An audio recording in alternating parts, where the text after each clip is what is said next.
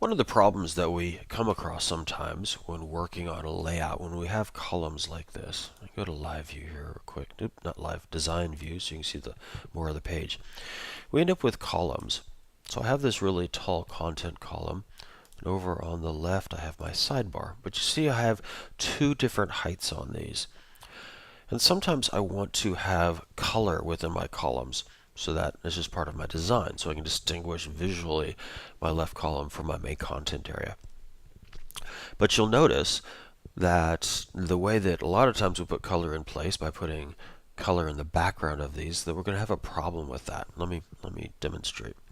If we go to my sidebar here, and I put a background color in here, let's just pick something. I'll just go pale green here, put that in place. And then if I come to my main content area and give it a background color, I guess we'll make it pale blue, but you can see the difference between the two of them. And we can even go to live view at this point. So you see I have a left green column and a right blue column, and then my footer down at the bottom. But because they're different heights, they don't match up. And so this has been a challenge for a long time of trying to figure out how to make my columns be the same height. And honestly, there's no good way of doing it. There's some workarounds. You can use JavaScript that'll go in and like check the height of each one of them and try and reset the second one and make it match, something like that. You might have the idea of setting a fixed height on the two of them, but you never know what the height's going to be. So if I have this one column, or excuse me, I have this one page with its content, I could check it right now. But as soon as any content on the page changes, then the heights are going to change. And that doesn't mean the heights are going to be the same on another page within the site. So that really doesn't work well. So let me show you a way to work around this. And we're actually not going to work with those two column divs. We're going to work around them. So I'm going to get back out of live, and I'm actually going to go take my background colors out of here again. My content and delete that color. Go to my sidebar div and delete its background color. Okay, so now no background colors in there. What we're really going to look at doing is creating an image that we can put back here in the container, the whole area that sits behind them, and that area have a graphic that looks like the colors. So to do that, I want to create a graphic that runs the full width of my container here. But because it's a graphic, I can make the left side of it be the width of my column and one color, and the right hand side be the other color. So let's go double check our sizes here. So here's our container. Our container is 1,000 pixels wide. So I need a graphic that's 1,000 pixels wide. Looking at my sidebar on the left here, I see that it's 200 pixels wide. Okay. And if I go to my content div, it says 760, but I see that there's some padding in here. You see my padding of 20, and I bet it's on both sides. It is. It's all the way around. So it's 800 wide. It takes up 800 pixels of horizontal distance. Okay, so 1,000 for the full width or horizontal distance, 200 for the sidebar, 800 for the content. So I'm going to create a graphic that's 1,000 pixels wide with one color on the left, 200 pixels, and another color on the right, 800 pixels. So to do that, I'm going to switch over to Photoshop. I'm going to create a new file. Let's hide the other applications in the background, just to make this easier to see. Okay, new file. So my computer's acting a little slow here. There we go. Very slow. Okay. Okay, make sure I'm working in pixels.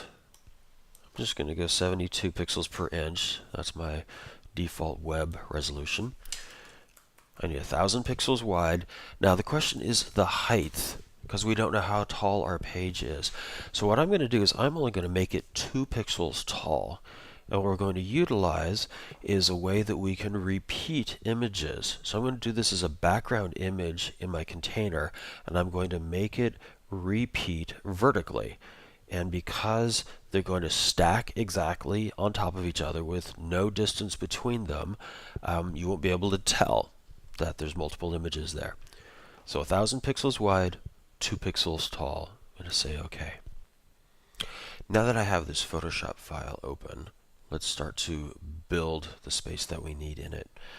So this one's 1,000 pixels wide, which is my full width. I could use my selection tool here and count out 200 pixels from the left-hand side and fill that with a color.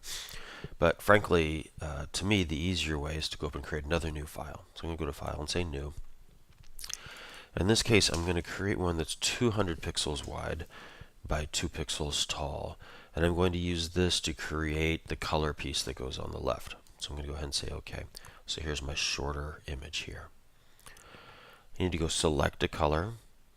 So I can come down here to my color picker. And I believe I was using a green on the left. So let's pick a green. I'll make it a little bit brighter so we can see them a little better.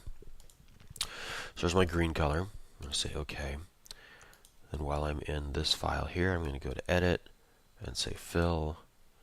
And make sure that I fill it with my foreground color. So see this box down here in front that I selected green is my foreground color. So I'm going to say OK. And now that box is full of green. I can now do a Command A for Select All. So I've selected all of the image. And a Command C, or I can go up to Edit, and I can say Copy. So now I have this 200 by 2 pixel image in memory. It's full of green. I'm going to switch back to my other file. So here's the file that's 1,000 pixels wide. I'm going to say Command V for paste, or go up to Edit and say Paste. And you can kind of see the green area right there in the middle. I'm going to go up and select my Move tool, the top arrow right there. And I'm going to zoom in a little bit so I can start to see. Okay, so see, I can start to see the location. So with the arrow tool, the Move tool there, I can click on that green one and see I can just drag it across. And I'm holding the space bar down so that then I can pan across in the file and drag some more. And some more. Until I get it all the way to the left edge. We're getting there. Okay, this is the left edge. I'm going to zoom in just a little bit more. So now you want to be careful so that you get the very last pixel. So that's 1 pixel shy. That's exactly to that edge right there. Okay, Command 0 shows me the whole thing again. So now I can see the green on the far left, and then it's just transparent on the right side. If I go to my layers, because I built this on a transparent background, I only have the one layer right now. So remember that layer 1 is my green, or I could name it green. I want to create another layer. So here's the button right here for a new layer. That's on top. I'm going to drag it down below. So now I have an empty layer below my green. And what I'm going to do is I'm going to fill this whole layer with a color instead of having to count out pixels again or measure it. So I'm going to go select a new color. I believe my other side was blue. So there's enough contrast between those. So now I have a blue as my foreground color. Making sure I'm on my background layer. I'm going to come over to Edit and say Fill, and fill that with my foreground color. Now you can see it's blue on the right hand side, green on the left hand side. We know our measurements are correct because I created this one as a different file and told it to be 200 pixels wide. So this one's 200, the right hand side is 800 because that's what's left out of my 1,000. Okay, now I'm going to go up to File. I'm going to say Save As. I need to find the right location. Actually, it looks like it's put it in the right spot. Desktop, local my website. There's Project 2 Demo Images. Good. I'm going to name it Background. And I am going to save this. I'm going to save it as a PNG file. Good versatile file format. So background.png, and I'm going to say Save. Asks me about compression. Let's go smallest. It'll make it a little bit smaller. Take a moment more to save. It's a tiny file though. So we're going to say OK. Okay, now it's saved. I'm going to go to Photoshop and hide Photoshop. And then I'm going to go back over to Dreamweaver.